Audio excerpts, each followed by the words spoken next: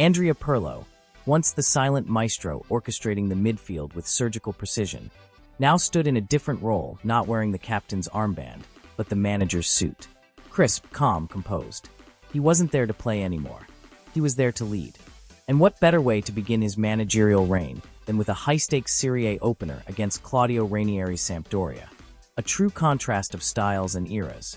Ranieri, the seasoned tactician with over 1,000 matches in his notebook, versus Pirlo, the debutante coach with fresh ink on his UEFA Pro license. Experience met innovation. But this wasn't just any debut, it was the unveiling of Pirlo's footballing mind. Not the player, the coach. From the first whistle, it was clear. This wasn't the rigid, slow build-up we saw last season. Pirlo had overhauled the system. Juventus lined up in what was officially a 3-5-2, but this was fluid football in action. In possession, it shifted to a 3-2-5, with wingbacks high and central midfielders staggered. Out of possession, it morphed into a 4-4-2, with Cuadrado dropping back and Ramsey tucking in. The back three of Bonucci, Chiellini, and Danilo acted more as a launchpad than a shield.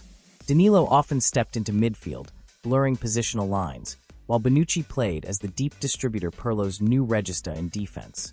When Cuadrado stayed wide, stretching play. On the opposite flank, Gianluca Frabata, a surprise starter from the youth ranks, hugged the touchline. He was fearless, quick, and offered consistent width. A real gamble by Pirlo that paid off. In the center of the park, Weston McKennie was the standout and engine with purpose. He wasn't just running aimlessly.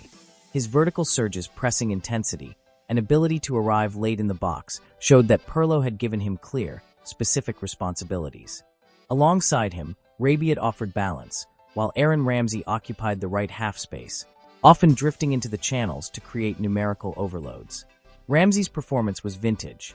Intelligent movement, sharp 1-2s, and positional discipline.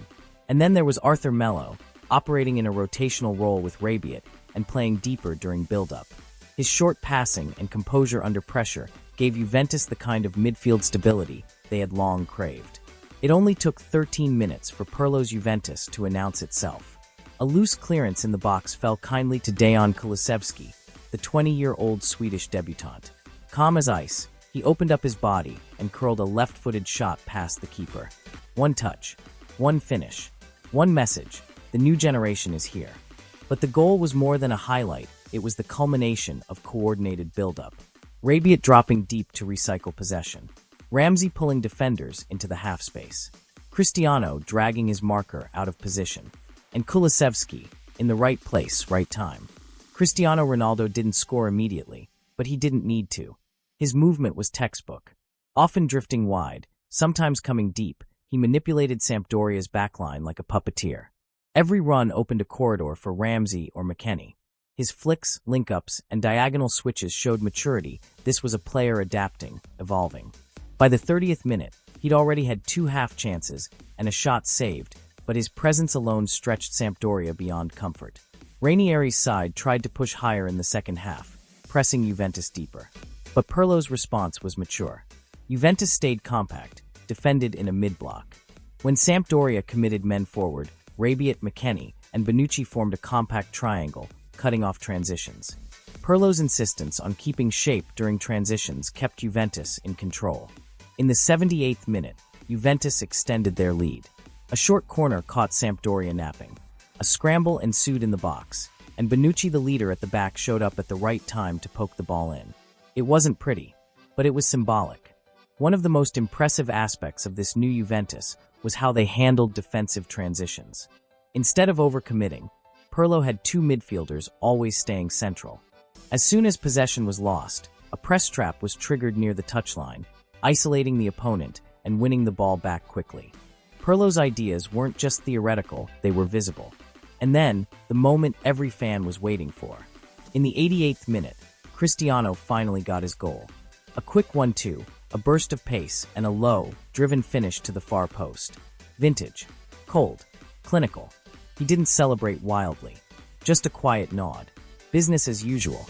What this game revealed went beyond the 3-0 scoreline. It showed us Pirlo's calm demeanor on the touchline, his commitment to positional play, a willingness to trust youth and experiment with structure. He wasn't animated, but he was involved. clear with instructions, precise with substitutions. He managed with the same elegance he once played with. This was a statement win, a reminder that Juventus under Pirlo was not afraid to evolve. So what did you think of Andrea Pirlo's first game as Juventus head coach? Drop your thoughts in the comments below. Like if you enjoyed this deep tactical breakdown. Don't forget to subscribe for more match rewinds, tactical insights, and stories from the world of football.